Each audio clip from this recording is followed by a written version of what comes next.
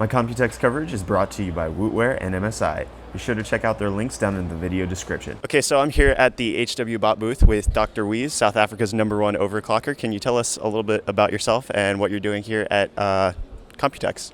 Yeah, hi. So my name's Andrew Roberts, DrWeez from South Africa, and I'm an extreme overclocker. Basically, what I'm doing at Computex is the HWBot World Tour, and the main reason why I came was for the ASUS 10th anniversary fan competition. So the ASUS flew us out here to take part in their 10th anniversary presentation, and they're giving us some tours and really just showing us around Taipei. Very cool. All right. And then as far as HWBot, are you competing in a competition here, or are you just here for fun? Yeah, I'm here for a bit of both. Okay. So there's the World Tour competition, which I've already qualified for the finals in Berlin at the end of the year. That was the event down in Cape Town. Yes, you won the professional, I won the amateur. That's correct, cool. Yeah. So that was my ticket to Berlin, so I don't need to take part in that side of the competition.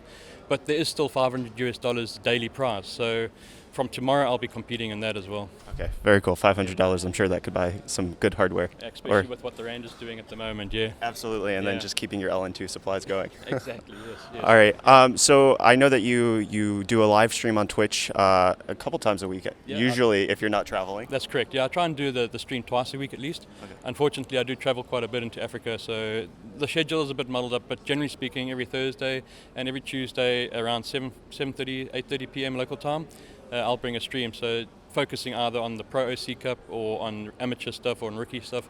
It's really just trying to get the information out there so we can try and grow the community a bit, yeah. Yeah, and then you also have a YouTube channel where you post the streams on there afterwards. Right, and then you do a work log giving just a summary of what happened, isn't that Yes, right? So the idea for the work log is that you can go in there, you can watch the 2-minute or 5-minute video and get an idea of what happened during the stream. If there's something there that might interest you, then you can go and watch the full 2-hour stream, basically. Okay, very cool. And the links for all of that are going to be down in the description, so make sure to check out DrWeez's Twitch channel as well as his YouTube channel to see all of his content.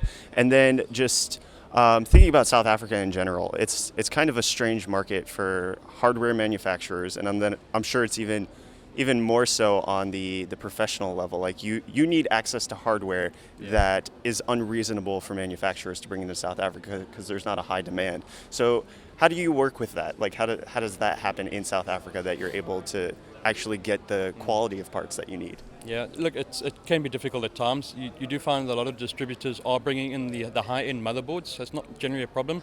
But when it comes to like the high-end memories, we're having to work with retail outlets or distributor outlets. For instance, like Wootware, we get in contact with them directly to import us the special components.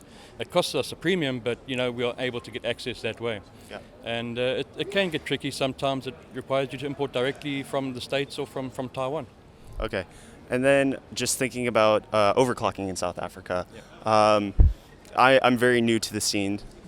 I'm very new to South Africa in general, but then also coming into the overclocking event, like I was very easily able to hit #1 rookie in South Africa because there's not much competition. So how do you see the overclocking market overall in South Africa? How is it growing?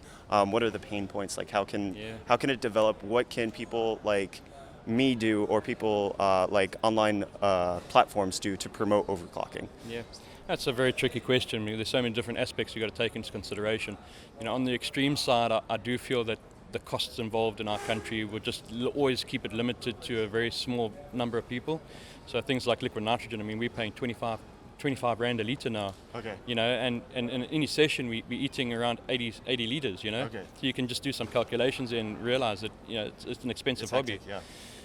And then on the amateur side, on the air cooling side, I think it's more just about exposure and more of the sort of World Tour type events where we can show people, look, you don't damage the equipment, it's safe to do, and education, I guess. So that's half of the reason why we're doing the stream as well, is just to try and get guys to see it, and then we'll do more events. Okay, so if somebody's looking to get into overclocking, your stream is a good place to start, depending on which competition you're doing. Because I know that you once did a rookie rumble where you did just some basic things that rookies such as myself can actually learn to do.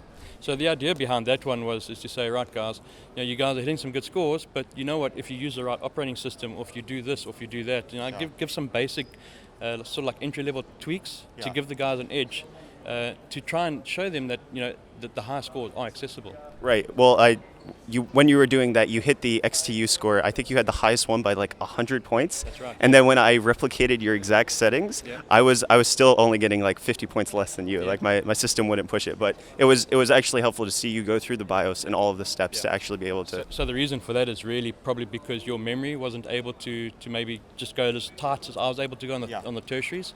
And it's small things like that, and you really watch the video and say, oh, wait a minute, if he's running his memory at 3200, I'm only running 2600. Maybe there's something in it, and that's what I'm trying to ignite, and I'm trying to get people to start thinking about, and that's what overclocking is in a nutshell. Yeah, I very much appreciate that.